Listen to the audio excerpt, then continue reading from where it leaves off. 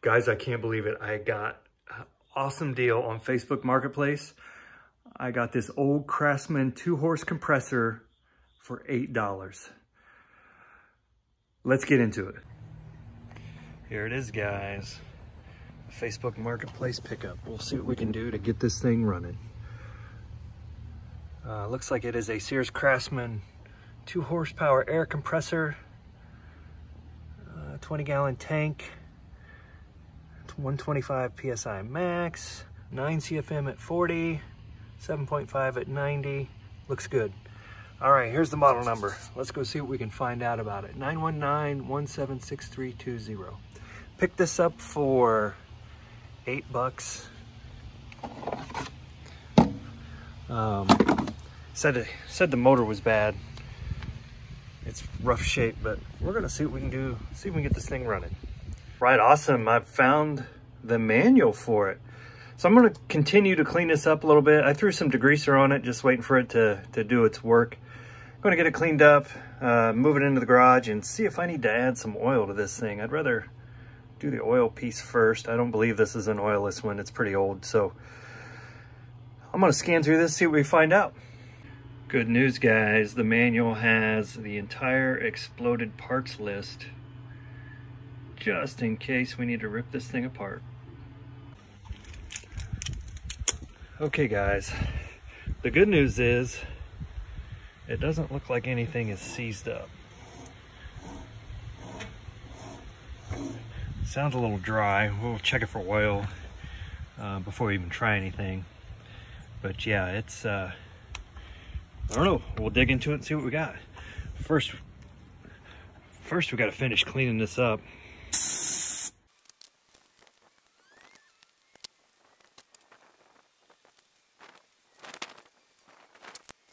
Okay, guys, here it is cleaned up. Got it back in the garage. Well, somewhat cleaned up. First thing I think I'm going to do here is I'm going to take off and just double check my connections. And I'm going to, sorry, I got my filter cover on there. I am going to check the capacitor in the motor. There's my filter. That's obviously no good. That's going to have to go. And right there's where it goes. So I'm going to do those things real quick and get that apart, and we'll take a look at those. Anyway, so what I can see the connections, everything looks good. I'm going to go ahead and shoot that with some electric cleaner just to be safe. All right, guys. The capacitor doesn't look too bloated or anything, but I can't really get it out of there. It looks like it's maybe press fit in or something. Wires look okay. A little dirty down there, but nothing too bad that I can see. So we'll try to, next we'll go to the oil and then we'll try to start it up. All right, guys, I think I found the entire problem with this air compressor before I've even plugged it in. This is wired for a normal 120 type plug on the end of it. You come and you look at the back of the motor, and that's wired for a 220 volt circuit, because if you look at the motor specs, it's 230 volt motor. So that would be why the motor wouldn't start up, I do believe. So I am going to go get a 20 amp 220 breaker and see if I can get this going. Also, if you look in the manual, this is my model number, the 6320. 220, 240, 15 amp, single phase. The other ones will do both. Mine only does 220. So I think that's why the motor wouldn't start. This could be a good motor. Can't wait to test it out and see.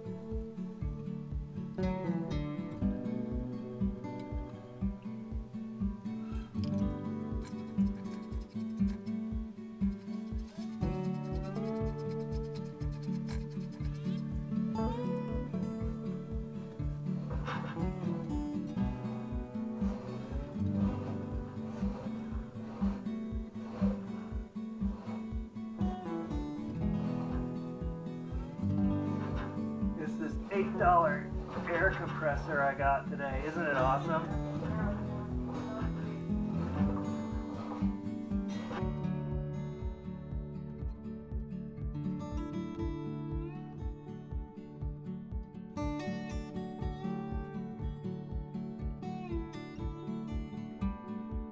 Okay guys, I got it all put back together. You saw through the fast forward there. I went ahead and I changed the oil. It looked pretty awful. Looked like there was some water in there. I got it back up to where it says in the manual, 6 threads from the top. So got it pretty close to that. Got the cover back on the motor. Got the makeshift filter stuffed in there for now. Got it powered up on the 220 plug for now. Here we go. I'm going to give it a shot. So just to review, what I think's going on is the guy I got this from said he couldn't get the motor to run. I looked at the end, it had a 110 plug. I put a 220 plug on due to the motor and the manual saying it's 230, and it doesn't say it'll run at both. So I'm hoping that's what the problem is, and I'm hoping I don't blow this thing up. So far so good. Got power on, getting ready to flip it on. Sorry for the finger and the haven't blown a breaker yet, so far so good, although this may do it here. Wow.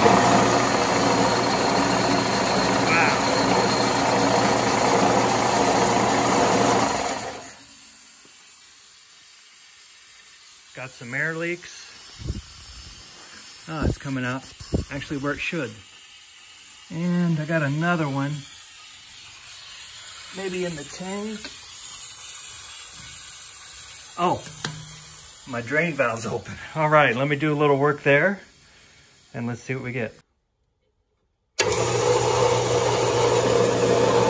All right, guys, I have been messing around out here for about 20 minutes and it is still holding good.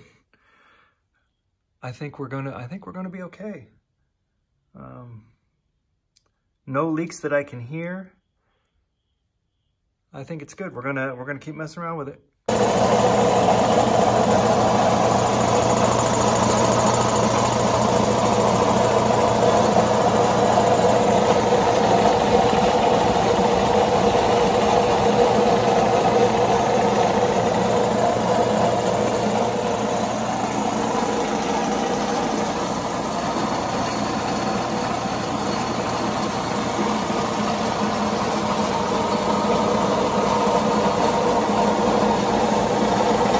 Okay guys, it's hard to hear, but I do have a very, very slight leak somewhere.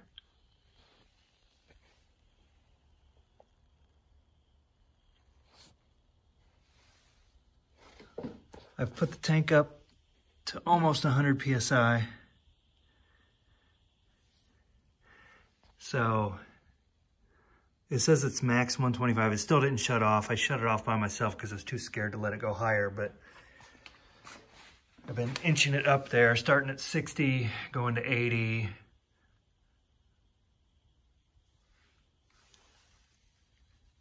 Yes, I have a very slight leak. I think it's in one of these pipe/hose things. I don't even know what those are called, but I have to look at the parts list and see. Maybe, I don't know. It's just ever so slight because I'm not moving over several minutes. So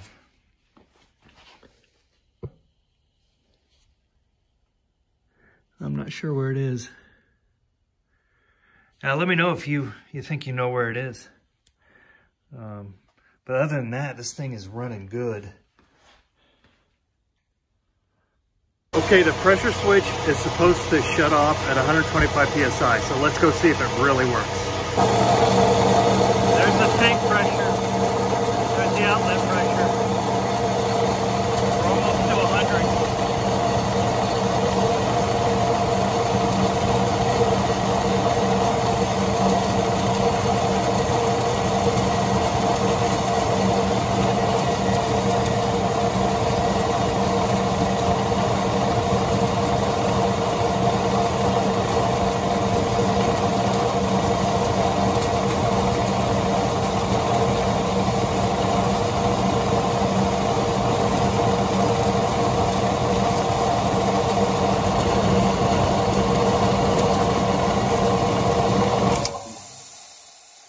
at that. Will you look at that? I can't find anything wrong with this. I checked the safety valve, just so you know. It does work. It shuts off at 125. The cut in, so basically when you start using air, it'll kick back on at 100. That's what the manual says. I spent a lot of time studying the manual last night. And I realized when I filled the oil the first time that I probably had at the minimum. It said 6 threads down was the minimum. I went ahead and filled it up. It said go ahead and fill it to the top of the fill hole, which is this piece right here. Let me scoot you in a little closer. This piece right here. So I went ahead and I did that before this run. One more thing about this. I'm going to probably stop this video here. It's going to be getting kind of long. I'm going to do a part 2 to this on some of the other things I'm going to change. The wheels, how I'm going to handle the air filter, since I've got that temporary foam in there, which is awful. And that was on it when I got it. I'm also going to go ahead and change the oil again, because that, if you remember what that oil looked like, it's so watery and just bad looking. This thing had been sitting outside, so I'm shocked it worked. But it works. Pressure switch works. You know, no leaks. Well, I take that back. There's a couple of small leaks in here, but I'm going to put Teflon tape on everything, reapply everything, see if I can get it. It did hold pressure overnight. I put some pressure in it, let it hold overnight. I do have a leak over here in my hose at the end, that tire inflator. I should have taken that out. I didn't think about that, but I cannot believe this, guys. $8.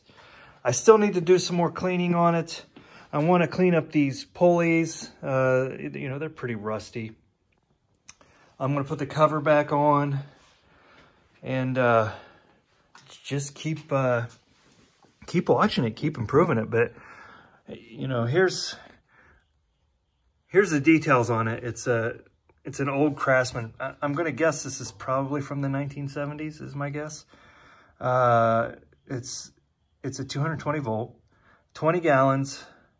You know, here's what it says you can use with it: spray gun, inflator, sandblaster, air chisel, airbrush, grease gun, air drill, air ratchet, impact wrench, caulk gun, air duster gun, paint tank. I wanted a compressor so I can do the spray gun, obviously an inflator. That's what my pancake does easily, along with nail guns. But I wouldn't mind maybe trying a little sandblast, and we'll see. That's down the road, way down the road. Air chisel would do great for getting off some suspension parts, just breaking some stuff off if we had to. And definitely the impact wrench. I have a battery-powered impact wrench. While it works for some things, it normally just doesn't cut it. Hey, I'm going to end this video right here, guys. Stay tuned. Over the next few weeks, I'm going to release some more videos on what I do to this. I'm going to combine some of the 3D printing along with the wheels, some of the base pieces, make a new handle for it, just generally clean it back up. It's in good running condition. So, you know, we're only going to improve it from here. Again, I can't believe it, $8. I did have to wire a new 220 outlet, but totally worth it. And it took me like, 20 minutes. So awesome. It is absolutely awesome. I love this thing. All right, we'll see you next time. Thanks for watching. Leave a comment on what you think I should do differently with this. Also, I've never had a compressor this big, never owned a compressor this big. So let me know what else you would do. Thanks for watching. We'll see you next time.